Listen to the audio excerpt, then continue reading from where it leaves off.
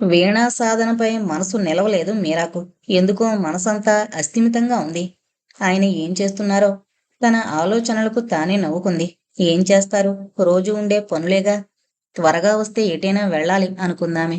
శ్రద్ధగా అలంకరించుకుని ఆవరణలోనే తనకే నిరీక్షిస్తోన్న భార్యను చూసి ప్రసన్నంగా నవ్వబోయాడు నరహరి. కాని ఆ నవ్వులో పరిపూర్ణత లోపించినట్లుగా అనిపించింది మీరాకు. అలా ఉన్నారేంటి అంటున్న ఆమెకు జవాబు ఇయ్యలేదు నరహరి. మీ ప్రియాతి ప్రియమైన వీణను వదిలి ఇక్కడ కూర్చున్నావేం? ఇది కూడా తెచ్చుకోలు పరిహాసంగానే వినిపించింది మీరాకు. చిరుహాసంతో అంది. మీ ప్రియాతి ప్రియమైన చిత్రబలగాన్ని వదిలి మీరు త్వరగా వస్తే ఏటైనా వెళదామని కూర్చున్నాను. బొత్తిగా తోచకుండా ఉంది.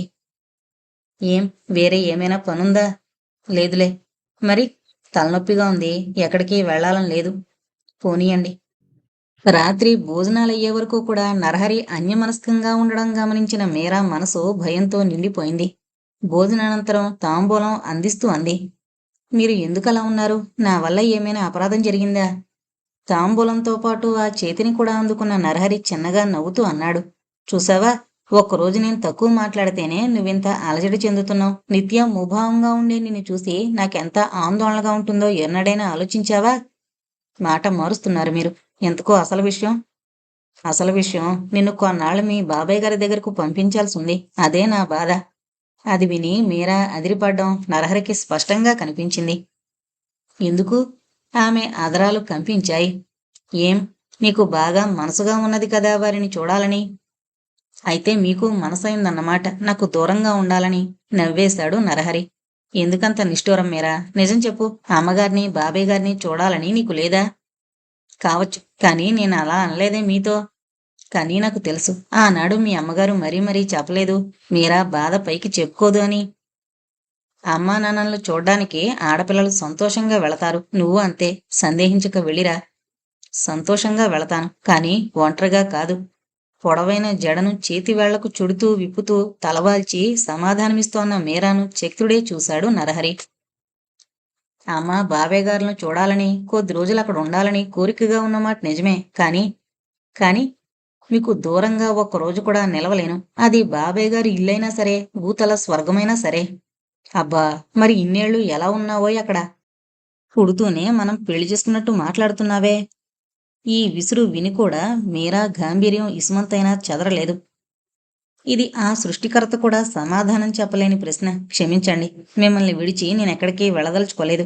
ఎంతకూ ఈ ప్రసక్తి ఎందుకు తెచ్చారో తెలుసుకోవచ్చా? ఏం లేదు, నేను కొన్నాళ్లు ఊళ్ళో ఉండను. నువ్వు ఒక్కతువు ఉండడానికి చాలా ఇబ్బంది. ఏ ఊరు, ఏం పని? అవుట్డోర్ షూటింగుకై కొన్నాళ్లు బయటకు వెళ్ళాలి. 1 నెల పట్టొచ్చు, లేదా ఇంకా ఎక్కువ కావచ్చు.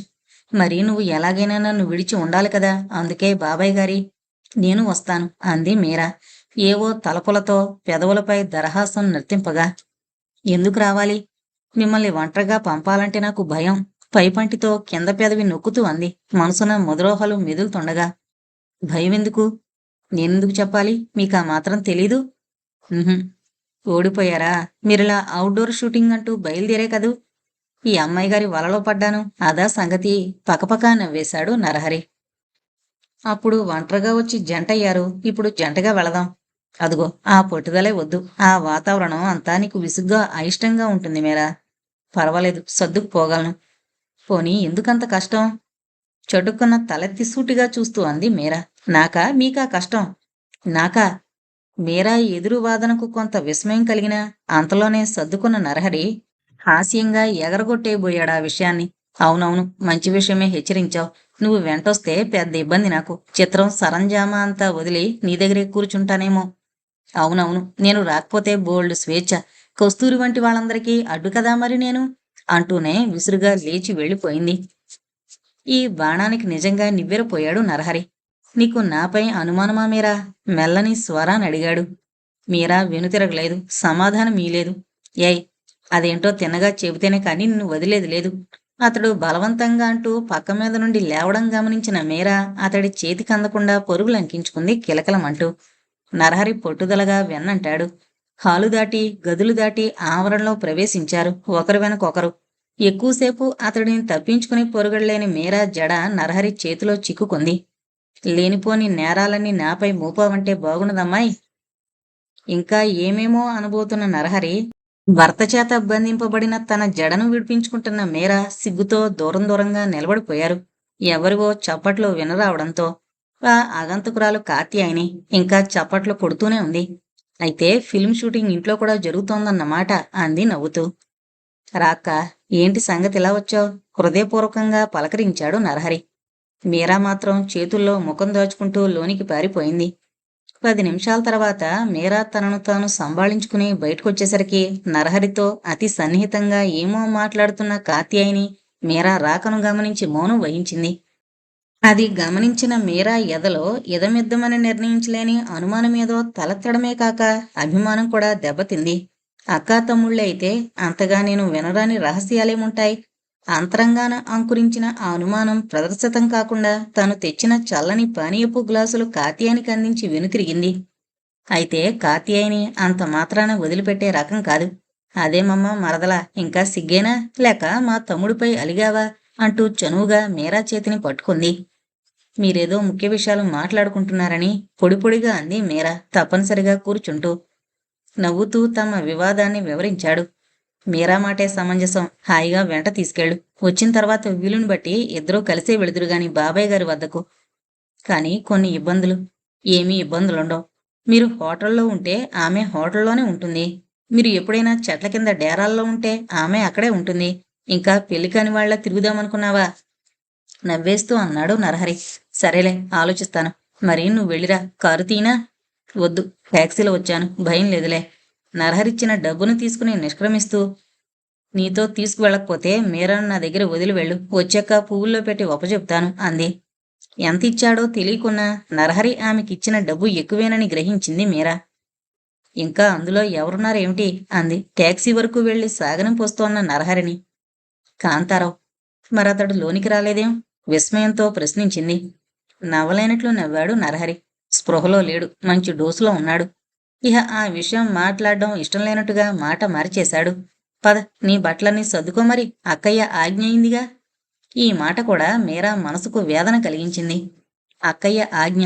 ఆమె గారికి వీరిని ఆజ్ఞాపించగలంత చనువు, అధికారము ఉన్నాయా?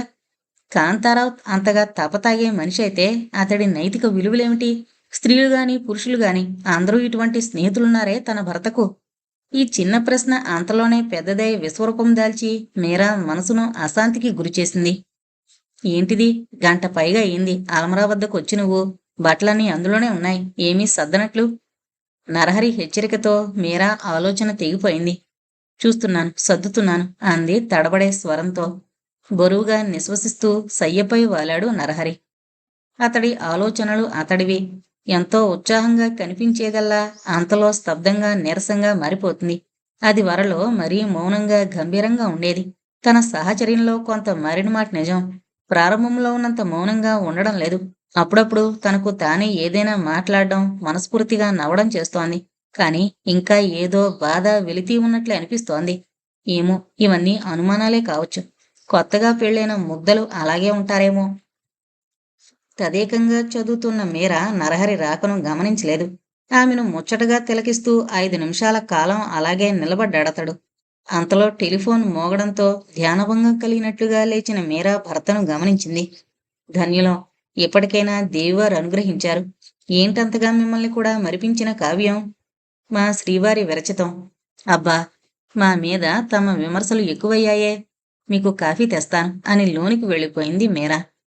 ఆమె కాఫీ పలహారాల ట్రేతో తిరిగొచ్చేసరికి నరహరి దుస్తులైనా మార్చుకోకుండా అలాగే కాగితాలు చేతబట్టుకుని ఆశ్చర్య విప్పారిత నేత్రాలతో చూస్తున్నాడు. ఎవరొచ్చారు ఈ రోజు మన ఇంటికి? ఎవరూ రాలేదే. రాకపోవడమేమిటి?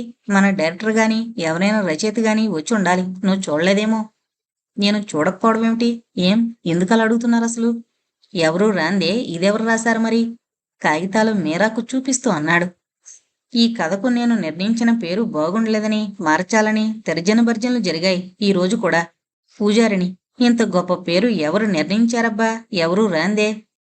బహుశా కాంతారావు వచ్చాడనుకుంటాను. అతడే ఇంత బాగా రాయగలడు.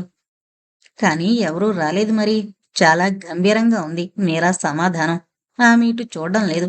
తన పనిలో తాను నిమగ్నమై ఉంది. మరి ఇదెవరు రాశారు? కనుబొమ్మలు ముడివేస్తూ మీరా వంక చూశాడు. చెప్పనా? ఉమ్. పోతన గారు ఒక ఘట్టం పూరించలేక సతమతమవుతుండగా ఆయన సాయంత్రం బయటకు వెళ్ళిన సమయంలో శారదాదేవి స్వయంగా వచ్చి పూరించిందట. అలాగే ఆమె నవ్వకున్నా ఆమె కళ్ళల్లో కొంటెదనం అతడికి నిజాన్ని చెప్పింది. గ్రహించినట్లు సంతోషంగా నవ్వుతూ, ఓ, అయితే ఈనాడు ఆ శారద ఈ మీరారాణిగా నన్ను అనుగ్రహించిందన్నమాట అన్నాడు. మీరా మాట్లాడలేదు. మీకు బొత్తిగా నా తెలివి మీద నమ్మకం లేనప్పుడు ఏం చెప్పను? తెలివి లేదని కాదు, నాకు వెంటనే స్ఫురించలేదంతే. పూజారిణి పేరు చాలా బ్రహ్మాండంగా ఉంది. అయితే అది ఈ కథకెలా నప్పింది అన్నదే నా సందేహం.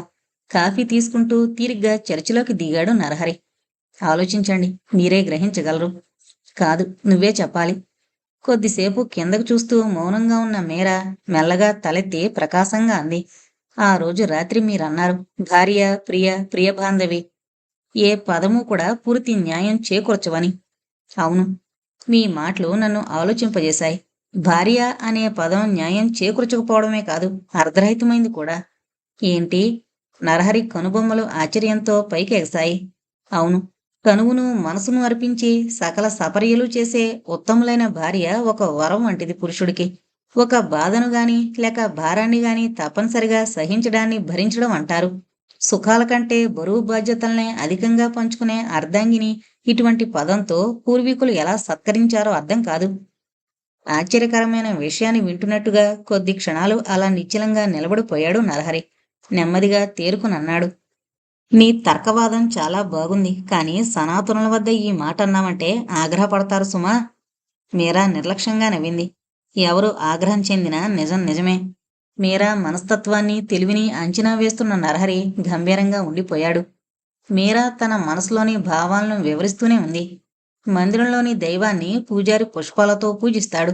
భర్తను హైందవ స్త్రీ మనసుతో పూజిస్తుంది. ఆలయంలో జరిగే అర్చన, అభిషేకాదుల రూపంలో సంసారిణి అయిన స్వీయ అర్పణతో, అక్కడ జరిగే ఆరాధన శ్లోక పఠనంతో, వేద పారాయణాలతో, అది నిర్ణీత సమయాల్లో మాత్రమే. ఇక్కడి ఆరాధన అహర్నిశలు అనేక రూపాలలో భర్తను అలరింపజేయాలి. అతడి ఇంటిని తీర్చిదిద్దాలి. అతడి వంశవృద్ధికై మాతృత్వంలోని కష్ట నిష్ఠూరాలన్నీ భరించాలి. ఇంతా చేసి శ్రమించి కూడా ఆమె పొందేదేంటి? ఆ పిల్లలు భర్త పిల్లలు, ఆ ఇల్లు భర్తది. ఆమె నిలవవలసింది భర్త పరివారపు కనుసన్నల్లో. తనదంటూ ఒక అధికారమా? తనదంటూ ఒక ఇల్లా? తనదంటూ ఒక ఇంటి పేరా? దిగ్భ్రమ చెందినట్లుగా చూస్తున్న నరహరి మెల్లని స్వరానన్నాడు. తార్కికంగా నీ వాదన సబబే అయినా అనాదిగా వస్తున్న వ్యవస్థ రూపం మారడం అసాధ్యం కదా. విరక్తిగా నవ్వినట్లు నవ్వింది మీరా. వ్యవస్థను మార్చమనలేదు నేను. అది మారదు కూడా. తనదంటూ ఒక స్వార్థం, ఒక కోరిక లేక అనునిత్యం భర్త ఇల్లు సంతానమే లోకము సర్వస్వము అని ఆ సేవల్లోనే లీనమైపోయే ఆ నిస్వార్థ మూర్తిని కనీసం ఒక సవ్యమైన పదంతో సత్కరించమంటున్నాను. పూజారి దైవాన్ని కొలవడంలో కొన్ని కోరికలు, మనుగడ గడిచే స్వార్థము ఉంటాయి. కాని ప్రతి పచ్చదనాన్నే కోరే ఈ పూజారినికి ఏమి స్వార్థముంటుంది? పసుపు కుంకుమలతోనే తరలిపోవాలనే అల్పమైన కోరిక మినహా. ఆవేశంతో మీరా కళ్ళు చెమర్చాయి. ఏ వ్యాఖ్యానము చేయకుండా వింటున్న నరహరి చిరునవ్వులో ఏదో వెలితితనం గోచరించింది మీరాకు. అభిమానంగా అడిగింది. ఏం నవ్వుతున్నారు? తమ గురించి తామే ఈ స్త్రీలు ఇలా శ్లాఘవచనాలు పలకడమేమిటా అనా? మీరు గుర్తించినప్పుడు వివరణ చేయక తప్పదు కదా. నేను అందుకు నవ్వలేదు. ఈ విజ్ఞానానికి తోడు మరికొంత విద్యుంటే నువ్వు శాస్త్రాలన్నీ తిరగరాయించాలనే విప్లవం లేవదీసేదానివేమోనని.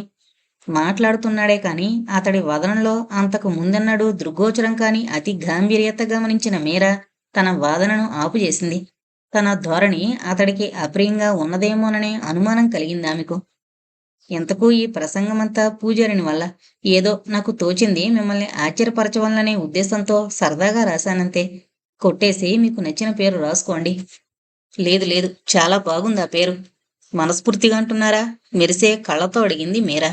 నిజం మీరా, నీ వాదనంతా పురుష ప్రపంచానికి వినిపిస్తే పూజారిని పేరు కూడా పూర్తి న్యాయం చేకూర్చలేకపోయిందని అంగీకరిస్తారు. అంతలోనే నవ్వేస్తూ, ఈ టైటిల్ నిర్ణయించినందుకు ఏ బహుమానం కావాలో అడుగు అన్నాడు. బరువైన వాతావరణం తేలికైనట్లు అనిపించింది. ఏమీ చదువుకోని నా అభిప్రాయాలకు మీరింత విలువీయడం కన్నా బహుమానం ఏముంది నాకు? నువ్వు చదువు లేనిదానివని ఎవరనగలరు? మంచి విషయమే గుర్తు చేశావు. పోనీ ఇప్పుడు చదువుకుంటావా? ట్యూటర్ని ఏర్పాటు చేస్తాను. అనంగీకారంగా నవ్వుతూ తల ఊపేసింది మీరా. తోచనట్లుగా పగలంతా తీరిగ్గా కూర్చునే కంటే ఏదో ఒక వ్యాపకంతో ఉండడం మంచిదే కదా. పోనీ ఇన్ని ఆలోచనలున్నదా నువ్వు? నీ అంతట నువ్వు ఓ కథ రాయి చూద్దాం ఎలా ఉంటుందో. చాలిద్రు ఇక ఇటువంటి మాటలు. అసహనం ధ్వనించింది మీరా స్వరంలో. హాస్యం కాదు మీరా, నిజంగానే అంటున్నాను. మీకున్నంత తెలివి నాకెక్కడిది? ఏమైనా ఉంటే అది మీ సాంగత్యం వల్ల అబ్బిన అదృష్టమే.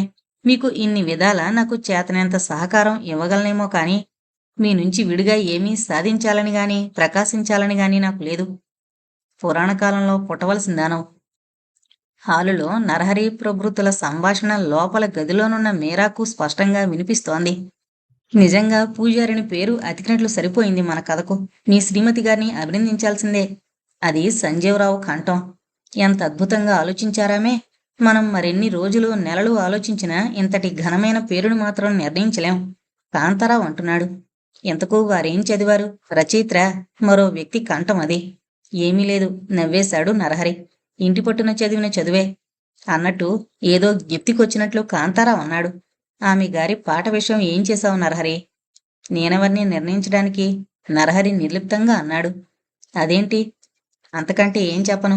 మన ఆడవాళ్ల విషయం అందరికీ తెలిసిందేగా. ఎంత ప్రతిభున్నా అణిచివేసి 4 గోడల నడుమ ముక్కుమూసు కూర్చోవడమే మహావరంగా భావిస్తారు. మరి మీరు నచ్చజెప్పలేదా? ఎవరి ప్రతిభ వారికి తెలీదు, మనం ప్రోత్సహించాలి. ప్రతిభ లేకున్నా ఎగబడే వాళ్ళుంటారు. ఈమెకు తన ప్రతిభ తెలుసు, తన విలువ తెలుసు. కానీ ఇంతకంటే ఆమెకు లోకం లేదు. బలవంతంగా ఒప్పించడం నా అభిమతం కాదు. అంతలోనే నవ్వేస్తూ అన్నాడు మరలా. మా మాస్టర్ కూడా అంతేలేండి. అంతటి ప్రతిభావంతులు అరుదు. ఆవిడ అంతే. బాబాయ్ గారిని మించిన దైవము ఆదర్శము లేవామెకు. ఐసి. అంతా వింటున్న మీరా మనసు ఆనంద తరంగితమైంది. భర్తకి ఎంత గౌరవం, ఎంత మన్నన తనపై, తన బాబాయ్ గారిపై. అబ్బా, వారంతా వెళ్ళిపోయారు. మరలా ఒక ఉపన్యాసం ఇస్తారు కాబోలు లోనుకొచ్చి. చూసావా, అందరూ ఎంత గొప్పగా చెప్పుకుంటున్నారో నీ గురించి అని గర్వంగా అంటారు. కానీ నేనేం చేయను?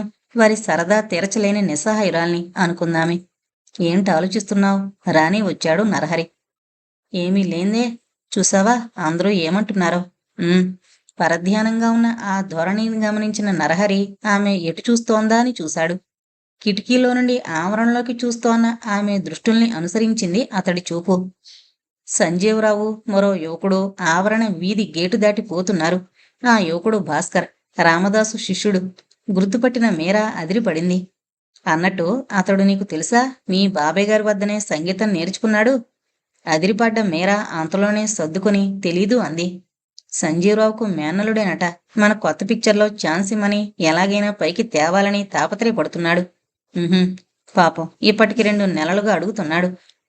నాకెక్కడా తీరిక ఉండడం లేదు పాట వినడానికి. రేపో ఎల్లుండో రమ్మన్నాను. చూసావా, పైకొచ్చే అవకాశాలు లేక ఎలా అందరి చుట్టూ ప్రాధేయపడుతూ తిరిగారో. నువ్వు అవకాశాలు నీ పాదాలపై పడున్నా లెక్క లేకుండా ఉన్నావు. సమాధానమీయకుండా తన అల్లిక పని సాగిస్తోన్న మీరాను పరిశీలనగా చూశాడు నరహరి. నిండుకుండా తన నిర్ణయమే తనది కాని ఎవరి పొగడతలకు పొంగిపోదు అనుకున్నాడతడు. సుడిగాలిలా ప్రవేశించిన రజనిని చూసిన మీరా మనసు అలజడి చెందింది. భార్యతో చదరంగమాడుతున్న నరహరి రజనీ వంక చూడకుండానే అడిగాడు. ఏం సంగతి? ఒకత్వే వచ్చావు? జరిగిన విశేషమేమీ తెలీదా నీకు? నరహరి ఎదురుగా కూర్చుంది, తనకేదో పెద్ద అన్యాయం జరిగినట్లు మొహం పెట్టుకుని. ఆమె మీరా వైపు చూడను కూడా చూడలేదు. ఆ నిర్లక్ష్యాన్ని భరించలేని మీరా లోనికి నిష్క్రమించింది ఆట ఆపుచేసి. రజనీ ఏం మాట్లాడబోతుందోననే భయం కూడా కలిగింది ఆమెకు. ఏంటి సంగతి, అలా ఉన్నావేం? రజనీని అడిగాడు నరహరి. అమ్మ ఎవడో పెళ్లిళ్ళ పేరేను రప్పించే మంతనాలు ఆడుతోంది ఈ మధ్య. ఏంటి ఊహం? నేను పెళ్లి చేసుకోను. ఎదుట్లున్న కుర్చీని తన్ని పారేసి మరీ చెప్పింది రజనీ. మాట్లాడవే? ఏం మాట్లాడను? ఎన్నాళ్లకు మన ఇంట్లో ఒక మంచి పని జరగబోతుంటే అది కూడా నీకిష్టం లేదు? రజనీ ముఖం జేవురించింది. ఏంటా మంచి పని? ఎవడో ముఖం తెలియని వాణ్ణి కట్టుకోను నేను. పోనీ తెలిసిన వాణ్ణి కట్టుకో. ఎవరైనా ఉన్నారా? చిచ్చి, అసలు నాకు పెళ్ళే వద్దు ముర్రు అంటుంటే. బాగుంది. ఆ మాట అమ్మ నాన్నగారులకే చెప్పరాదు వెళ్ళి. చెప్పాను. అంతగా వాళ్ళు వినకపోతే ఇంట్లోంచి పారిపోయి మరీ చెప్తాను. బేష్. మన కుటుంబ చరిత్రలో అదొకటే తక్కువ. నువ్వు ఆ లోటు కూడా పూరించదలుచుకున్నావన్నమాట. ఆహాహా! రజనీ స్వరంలో హేళన ధ్వనించింది. ఎవరి తప్పులు వారికి తెలియవట. ఊళ్ళో ఉంటూనే నువ్వు వేరే కాపురం పెట్టుకోలేదు. ఎవరికీ తెలియకుండా నీ ఇష్టమైన పెళ్లి చేసుకోలేదు. రజనీ! విసుగ్గా లేచి నిలబడ్డాడు నరహరి. మన ఇంట్లో ఒకరి మాటపై ఒకరికి మన్నం లేదు. ఒక వ్యక్తికి మరొక వ్యక్తిపై గౌరవం లేదు. ఇక ఎన్ని తర్కించినా ప్రయోజనమేమిటి? నీ అభిప్రాయాలు వినవలసిన వారికి వినిపించు. నా చేతిలో ఏముంది? నా మాట ఎవరికి లెక్క? కాని వాటి కోసం విచారం దేనికి? నువ్వు చేయగల పనులు చేయరాదు? నరహరి మాట్లాడలేదు. విసుగ్గా ఉందతడికి. ఉన్నట్లుండి కస్తూరి ఎంత గొప్పదైపోయిందో చూసావా? ఈసారి మాట్లాడలేదు నరహరి. అదేదో కంపెనీ వాళ్ళు నిర్వహించిన అందాల పోటీలో బ్యూటీ క్వీన్గా ఎన్నికైంది. ఇక చూసుకో, అన్ని పత్రికల నిండా తన గురించే, తన ఫోటోలే. రజనీ ఎంత ఆవేశంగా మాట్లాడుతోందో అంత చల్లగా మెల్లగా ఉంది నరహరి ధోరణి. అదంత గొప్ప విషయంగా భావిస్తున్నావా నువ్వు? గొప్పగాక మరేంటి? అన్ని పత్రికల్లో తన ఫోటోలు, విశేషాలు. ఆ పోటీ నిర్వహించిన వాళ్లే ఫారెన్ పంపిస్తున్నారట ఆమెను 2 నెలల్లో. ఓహ్, ఇంకా పట్టపగ్గాలున్నవనా? ఎంత గర్వం వచ్చింది! పుట్టినందుకు అలా ఏదో ఓ రంగంలో కీర్తుండాలి. ఎందుకీ పేరు ప్రతిష్టలేని బ్రతుకులు? అంతటి విశేషాన్ని, ఇంతటి ఉపన్యాసాన్ని విని కూడా నరహరి అంత నిర్మలంగా, నిశ్చలంగా కూర్చునుండడం రజనీకి విసుగును, ఆగ్రహాన్ని కలిగించింది. అసలు వింటున్నావా? అంది పెద్దగా. నీకంటే ముందుగానే ఈ విశేషాలన్నీ నేను విన్నాను. ఇంతేకాదు, ఇంకా చాలా నీకు తెలియనివి కూడా విన్నాను. ఆ పోటీ నిర్వహణకు ముందు న్యాయ నిర్ణేతల్లో ఒక వ్యక్తితో 20 రోజులు ఒంటరిగా ఊటీలో గడిపొచ్చింది కస్తూరి. ఇక పోటీ నిర్వహించిన కంపెనీ డైరెక్టర్తో కస్తూరి తల్లికి గల సంబంధం నీకు నాకే కాదు, లోకవిదితం. అంత గొప్ప చరిత్రను చూసా నువ్వు కించపడుతోంది? రజనీ మాట్లాడలేదు. అలాంటి బ్రతుకు మీద మోజెలా పుట్టింది నీకు? అలాంటి బ్రతుకు కాదు, అలాంటి పేరు కావాలి నాకు. సరే, ఎవరి గొడవలో మనకెందుకు గాని, నేను వచ్చిన పని వేరు. ఇవి చూడు. ఏంటివి? తెలియడంలే. నా ఫోటోలు. నా ఫ్రెండ్స్ చాలా మంది అంటుంటారు నాది ఫోటోజెనిక్ ఫేస్ అని. నేను నటీమణ్ణవుతాను, గొప్ప పేరు గడిస్తాను. వివిధ భంగిమల్లో ఉన్న తన ఛాయాచిత్రాలను చూపుతూ అప్పుడే ప్రఖ్యాత తారైపోయినట్లుగా ఊహించుకుంటూ స్వప్నావిష్టురాలి వలె మాట్లాడుతున్న రజనీని ఈ లోకంలోకి తెచ్చింది నరహరి చేతి చెంపపెట్టు. అటువంటి సమాధానాన్ని ఏమాత్రమూ ఊహించని రజని కొద్ది నిమిషాలు కొయ్యబారినట్టు అయిపోయింది. వెళ్ళు, ఇటువంటి ఉద్దేశాలతో ఎప్పుడు నా దగ్గరికి రాకు. అగ్నిగోళాల వంటి నేత్రాలతో వీధి ద్వారం వైపు తర్జని చూపుతూ హోంకరిస్తున్న నరహరిని నిరసనగా చూస్తూ నిష్క్రమించింది రజని. పక్క గదిలో అదంతా వింటున్న మీరా నిలువెల్లా కంపించిపోయింది భయంతో. భర్త ఆగ్రహ రూపం చూడడం ఇదే మొదటిసారి. రజనీ కోరికలో తప్పేముంది? కళాకారిణి కావాలనుకునే సోదరి కోరికను చిత్ర నిర్మాతైన అతడు మన్నించలేని కారణమేమిటి? నేను అయిష్టత వ్యక్తపరిచినా నన్ను నేపథ్య గానం కొరకు ఎందుకు ప్రోత్సహిస్తున్నట్టు? తన సందేహాలు నరహరిని అడగగల సాహసం కూడా లేకపోగా అతడి ఎదుటిపడే ధైర్యం కూడా లేకపోయింది. అలా ఎవరి యోచనలో వారు, ఎవరున్న తావున వారు ఉండిపోయారు. ఓ గంట గడిచింది. టెలిఫోన్ మోగనారంభించింది. హలో. నరహరి రిసీవ్ చేసుకుంటున్నాడు. ఆ వెనువెంటనే వినవచ్చిన విసుగు, కోపం మేళవించిన సంభాషణ మీరా సందేహాన్ని నివృత్తి చేసింది. ముందు నేను చెప్పేది వినమ్మా, నరహరి అసహనంగా అంటున్నాడు. టెలిఫోన్ చేసిన వ్యక్తి నరహరి తెల్లన్నమాట. నా మాట వెనకనే నువ్వు కోపగిస్తే ఇక నేనేం చెప్పను? రజనీ వచ్చిన విషయం ఏమిటో తెలుసా? నీ కోపము ధోరణి నీదేనా? అసలు నా మాట వినేదుందా? మాట్లాడే వీలువక నానా మాట్లాంటావేం? అంతా కలిసి ఏ గంగలోనైనా దూకండి, నాకు అనవసరం. నాకు తెలుసు, నాకు ఆ ఇంట్లో విలువేం లేదని. అందుకే మా నాన్న నన్ను బ్రతకనియండి. మీ ఇష్టం వచ్చినట్లు మీరుండండి. నీ ముద్దుల కూతురు పెళ్లి చేసుకోదట. సినీ నటయ్యే సన్నాహాల్లో ఉంది. ఇది సంగతి. ఆ పైన నీ ఇష్టం. తన హద్దులు, మంచి చెడు విచక్షణ తెలిసిన వారు ఏ వృత్తినైనా చేపట్టచ్చు. కానీ ఇలాంటి మిడిమిడి జ్ఞానాలతో మిడిసిపడేవాళ్లు అటువంటి రంగాలలో కాలు పెడితే మరో రోజే మట్టిలో కలుస్తుంది బ్రతుకంతా అని టక్కున రిసీవర్ పెట్టేశాడు నరహరి. అమ్మా, మిమ్మల్ని హాల్లోకి రమ్మంటున్నారు అయ్యగారు. మళ్ళీ కబురు తెచ్చింది. ఎందుకు? ఇప్పుడే పూజ అయింది, కొంతసేపు ఆగొస్తానని చెప్పు. పూజ నిమిత్తం ధరించిన ఆ పట్టుచీర మార్చుకోవడానికి తన గదిలోకి వెళ్ళిపోయింది మీరా. మళ్ళీ వెంటనే తిరిగొచ్చింది. అయ్యగారు ఇప్పుడే రమ్మన్నారమ్మా అంటూ. సరే పద, తర్వాత మార్చుకుంటాను. హాల్లో అడుగు పెడుతూనే అదిరిపడింది మీరా. సంజీవరావు, భాస్కర్, మరో 2 వ్యక్తులు కూర్చునున్నారక్కడ. రామీరా, ఈయన పాట వినమంటున్నారు, నువ్వు విని నిర్ణయించు అంటూనే నరహరి తన పక్కన కూర్చోమన్నట్లు ఆమెకి చేయి చూపాడు. తప్పించుకోలేని ఆ పరిస్థితికి లోలోన విచారిస్తూ మీరా మెల్లగా నడిచి నరహరి పక్కనే సోఫాలో కూర్చుంది. ఎర్రని జరి అంచుతో ఉన్న తెల్లని పట్టుచీర, నిండైన నగలు, నుదుట ఎర్రని కుంకుమ, ఇంకా తడి ఆరక ముడివేయబడిన కురులు, నల్లగా కాటుక దిద్దబడిన కాంతివంతమైన కనులు, దేవతాస్త్రీ వలె కనిపిస్తోన్న ఆ మూర్తిపై నుంచి దృష్టిలో మరల్చుకోలేకపోయాడు భాస్కర్. ఇంకా అక్కడ ఇతరులు ఉన్నారన్న విషయాన్ని విస్మరించి వివసుడే చూశాడు కొన్ని క్షణాలామెను. ఏమి అదృష్టంరా నరహరి నీది. అప్సరకన్యను అవలీలగా అందుకుని కులుకుతున్నావే. అసూయ భగ్గున మండింది భాస్కర్ ఎదలో. మీ బాబాయ్ గారి శిష్యుడట. అందుకే ఆయన పాట నువ్వు వింటావని పిలిచాను. నిష్కల్మషంగా అన్నాడు నరహరి మీరాతో. యాంత్రికంగా జరిగిపోయాయి నమస్కార ప్రతి నమస్కారాలు. మీరు వినండి, నాకు లోపల పనుంది. తప్పించుకో చూసింది మీరా. తర్వాత చూసుకోవచ్చులే, కూర్చో. సరసంగా ఉంది నరహరి ధోరణి. సంగీత విద్వాంసురాలు కదా, నీ అభిప్రాయం ఏంటో వింటాను. భర్త శ్లాఘవచనాలకు మరే సందర్భంలోనైనా అయితే చిరునవ్వులు చిందించుండేది, నునుసిగ్గుతో అరమోడుపు కనులతో. కాని ప్రస్తుతం గుండెలోని అదుటు ఆమెను సెలవలై కూర్చుండజేసింది. ఆహా, ఏమి నీ అదృష్టం మీరా. నా కర్మమిలా పరిణమించిందా. నువ్వు నా విద్యను పరీక్షించి నిర్ణయించే న్యాయపీఠం అలంకరించావా. ఏం విర్రవీగుతున్నావు. కొతకొతలాడింది భాస్కర్ హృదయం. కొత్త చిత్రం కోసం రాసిన గీతాలలో రెండింటిని రెండు బాణీలు వినిపించాడు భాస్కర్. ఏ బాణీ అయినా సరే ఒకసారి వినిపిస్తే చాలు, వెంటనే ఫాలో అవుతాడు. తర్ఫీదిచ్చే శ్రమే లేదు మనకు. గర్వంగా చెప్పుకుంటున్నాడు సంజీవరావు మేనలుడు గురించి. సంగీత విషయం చర్చరాగానే మీరా ముభావత తొలగిపోయింది. అది తనకి అనవసర విషయమనే భావన అదృశ్యమైంది. చూడండి, సంజీవరావును ఉద్దేశించింది. ప్రశాంత ప్రభాత ఉదయమున సరోవర తీరాన ఒక కళాపిపాసైన యువకుడు ప్రకృతిని ఆరాధిస్తూ గానం చేస్తున్నాడు. అదే కదా ఇప్పుడు పాడిన పాట. అవును, మీకెలా తెలుసు. ఆశ్చర్యంతో అడిగాడు సంజీవరావు. కదా నేను పూర్తిగా చదివాను కదా, అందువల్ల ఈ పాట ఆ దృశ్యానికి సంబంధించిందే కావచ్చునని ఊహించాను. సంజీవరావే కాదు, నరహరి కూడా అవాక్కుగా చూడసాగాడు. ఏమీ మీరా మేధ అని మరొకసారి అనుకున్నాడు నరహరి. ఆ గీతం అలా హోరెత్తుతూ శివతాండవంలా ఉండకూడదు. మలయమారుతం రాగంలో ప్రశాంతంగా సాగిపోతే హాయిగా ఉంటుంది అంటూనే తాను పాడి వినిపించింది. కోకిల స్వరం వలె వినవస్తూ మలయమారుతంలాగే మనసుకు హాయి కలిగిస్తూ సాగిపోయిన ఆ మృదుల గానం శ్రోతల ముగ్గురిని మూడు విధాలుగా ఆలోచింపజేసింది. సంజీవరావు అహం దెబ్బతింది.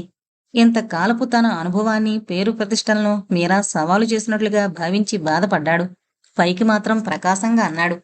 అది నిజమేననుకోండి, కానీ ఈ కాలపు ప్రజలకు అంత నెమ్మది రుచించదండి. కేవలం పాటల కోసమే 10 సార్లు చిత్రం చూసేవాళ్లు కూడా ఉంటారు. స్టూడెంట్సే కానియండి, లేబరే కానియండి. నోళ్లకు వాళ్లకు తేలిగ్గా పొట్టుబడేటట్టు ఉండాలనుకుంటారు పాటలు. సమాధానం నరహరి నుండి వచ్చింది. అది నిజమే, కానీ అక్కడక్కడ ఒక రెండు పాటలు ఇలా కొంత శాస్త్రీయ బాణీలో ఉంటే బాగుంటుందేమో. మీరా పాడిన తీరు నాకు చాలా బాగుంది. మిగిలినవన్నీ అలా పబ్లిక్కి కావలసినట్లే మాస్ అట్రాక్షన్కి వీలుగానే తయారు చేద్దాం. అలాగే కానియండి, తామిష్టం.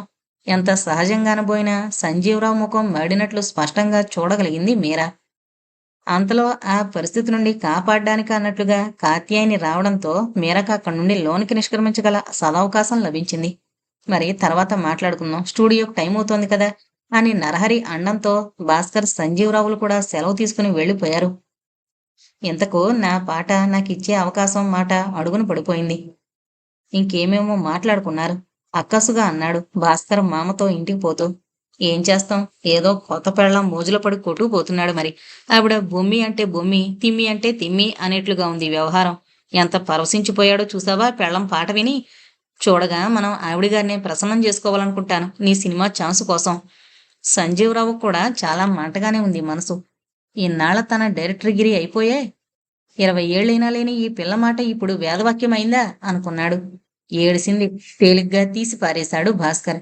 ఎవరితో లేచిపోయిందని కూతురిది. ఆ రామదాసు పంచెను పెరిగింది. ఇవాళ కాస్త రేఖ తిన్నగా ఉండి విర్రవీగుతోంది. దాన్ని మనం దేవరించడమా. ఎట్టెట్టా గుడ్లో నిలబెట్టి నోరావులించాడు సంజీవరావు. భాస్కర్ గర్వంగా కాలరెత్తుకుని చెప్పసాగాడు. అవును, కల్పకమని ఎవరో ఓ పెద్ద ధనవంతుడి భార్య లేచిపోయిచ్చి సినిమాల్లో చేరిందటగా వెనక. దాని కూతురు లోకానికి తెలియకుండా దాచిపెట్టి అక్కడ పెంచారు. ఈ సంగతి నరహరికి తెలుసా. అదే తెలీదు. ముసలాడు ఈ రహస్యం దాచిపెట్టి చేశాడో నిజం చెప్పి చేశాడో తెలీదు గాని చాలా గప్చిప్గా అయిపోయింది పెళ్లి. ఈ రహస్యం తెలిసిందా నా పని సానుకూలం చేసుకుంటాను గుప్పిట్లో పెట్టుకుని కక్షబట్టినట్టే అన్నాడు. ఆలోచనాపూర్వకంగా తల పంకించాడు సంజీవరావు. కల్పకం ఒకనాడు జనాన్ని పిచ్చివాళ్లనే చేసిందనుకో, ఇంకా బ్రతికే ఉందనుకుంటాను. ఏదో దీర్ఘవ్యాధితో తీసుకుంటుందని వినికిడి.